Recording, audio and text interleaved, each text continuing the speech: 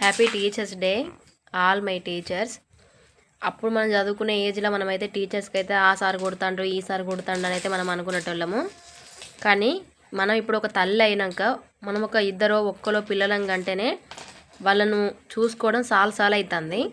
అట్లాంటిది ఒక క్లాస్లో అప్పుడు మనం చదువుకున్నప్పుడైతే కంపల్సరీ మా క్లాస్లో అయితే 91 మంది ఉన్నారు.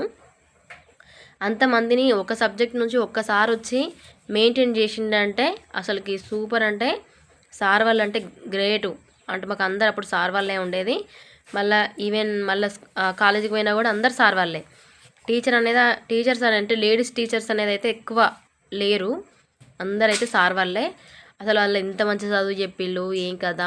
ఇప్పుడు నేనైతే మా కొడుకు చదువు చెప్తున్నా అంటే వాళ్ళు చెప్పిన చదువు వల్లనే. మళ్ళీ తర్వాతకి సార్ వాళ్ళు అంటే చదువు చెప్తారు, మళ్ళీ తర్వాతకి సోషల్ అవేర్నెస్ కూడా మనకి చెప్తారు. అది మంచిగా వినాలి. వాళ్ళు చెప్పినప్పుడు మనం సోదనుకున్నాం. నాకు ఇప్పుడు సోషల్ అవేర్నెస్ లేకనే నా లైఫ్ ఇట్లా అయింది.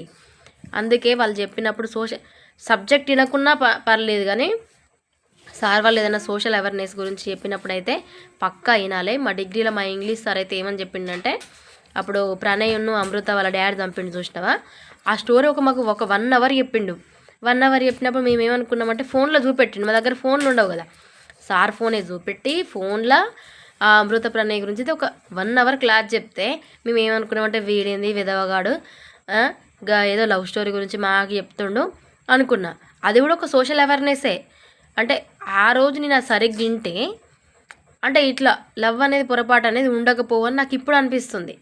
కానీ ఆకులు గాలినాక చేతులు పట్టుకుంటే ఏమవుతుంది, ఏం రాదు. అందుకే మనమైతే టీచర్స్కి అయితే మంచి రెస్పెక్ట్ మనం కూడా ఇవ్వాలి. నేనైతే మా కొడుకుని స్కూల్లో పంపిస్తా కదా, చదువు వస్తలేదు రాదని అయితే నేను ఇంత చిన్న కంప్లైంట్ కూడా ఇవ్వను. మనకు వచ్చినప్పుడు వస్తుంది. మీరైతే మనకి ఒక సిస్టమేటిక్ అనేది చెప్పండి. చదువు అనేది ఇంపార్టెంట్ కాదు, వాడు ఎట్లా అంటే వానికి భయపడకుండా టాకింగ్ పవర్ వచ్చేటట్టు చూడండి మేడం. అది ఈవెన్ ఏ ప్రోగ్రామ్ అయినా కూడా అందులో వాని పర్ఫార్మెన్స్ అయితే కంపల్సరీ ఉండాలి. చదువు అనేది అయితే ఇంపార్టెంట్ ఏం కాదు. వానికి మంచి అన్ని తీరులో తెలివి ఉంది, అన్నీ ఉన్నాయి.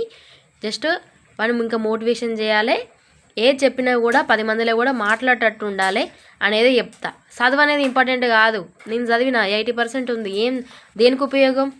స్టేజ్ మీదకి పోయి అప్పుడు మాట్లాడినా అది ఇంకా ఎక్కువ మంచిగా అట్నే కంటిన్యూ చేసుకొని అట్నే పుషప్ బూస్ట్ ఇస్తే ఇప్పుడు వరకు కూడా మంచి స్పీచ్లు ఇచ్చేది అన్నప్పుడు నేను అట్లా ఉండాలి. అంటే 100 మందిలో కూడా స్పీచ్ ఇచ్చేంత ధైర్యం ఉండాలి. అది ఓన్లీ టీచర్స్ వల్లనే సాధ్యం అవుతుంది.